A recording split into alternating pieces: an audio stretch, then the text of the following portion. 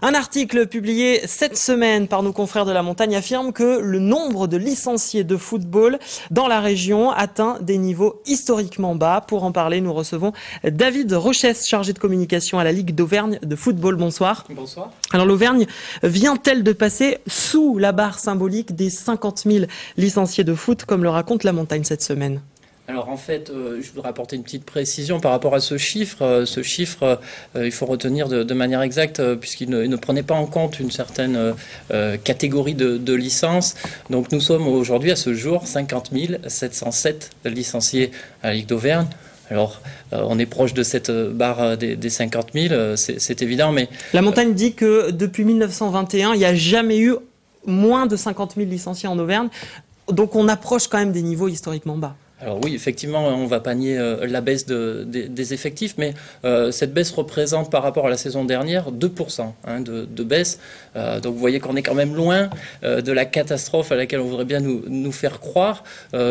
Si on se réfère aux chiffres au plan national, aujourd'hui près de 2 millions de licenciés. Donc la perte, elle s'enregistre depuis 5 années, c'est vrai, 5 saisons, donc que chaque année les effectifs sont en baisse de l'ordre de 16% là, sur ces 5 dernières années. Alors effectif en diminution depuis 5 ans, vous venez de le dire. Comment vous expliquez cette évolution ?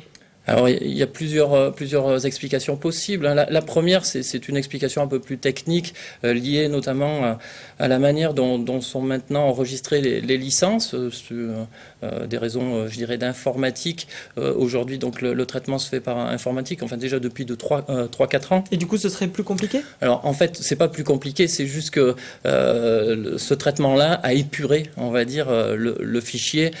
Aujourd'hui, ne se fait plus de renouvellement automatique de licence. Donc ça a épuré et donc la baisse a été significative dès lors que cette nouvelle méthode a été mise en place. On peut se demander aussi si la mauvaise image de l'équipe de France ces dernières années n'a pas son lot d'explications à cette diminution. Bien entendu, je pense que c'est la deuxième raison. L'épisode Naïsna a bien sûr marqué les esprits et je pense que malheureusement ce sont les clubs qui sont au plus près de nos licenciés qui ont malheureusement subi l'impact de cette mauvaise image. Est-ce que l'argent aujourd'hui a pourri le football et du coup a ce type de conséquences-là qui font que les jeunes ne veulent plus faire du football ?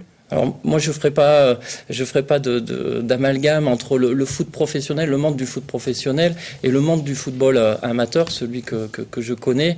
Voilà, je peux affirmer que dans le football amateur on retrouve des valeurs éducatives que bien sûr qui sont propres au sport en général.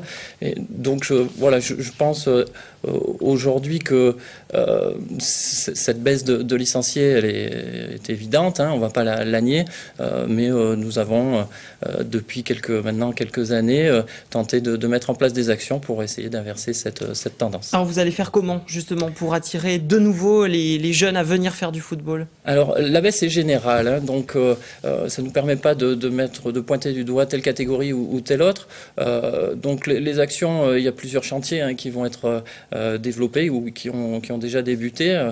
Vincent Delorgue, le président de la Ligue d'Auvergne, les a présentés lors de la dernière Assemblée Générale. Très rapidement, mise en place d'une équipe technique régionale pour être encore une fois au plus près des clubs et participer au développement des pratiques. Création d'une commission de féminisation, alors pour développer à la fois la pratique féminine, mais surtout l'implication des femmes dans le football et dans la vie des clubs. Et puis nous travaillons aussi sur des programmes en collaboration avec la Fondation du football, sur des programmes éducatifs.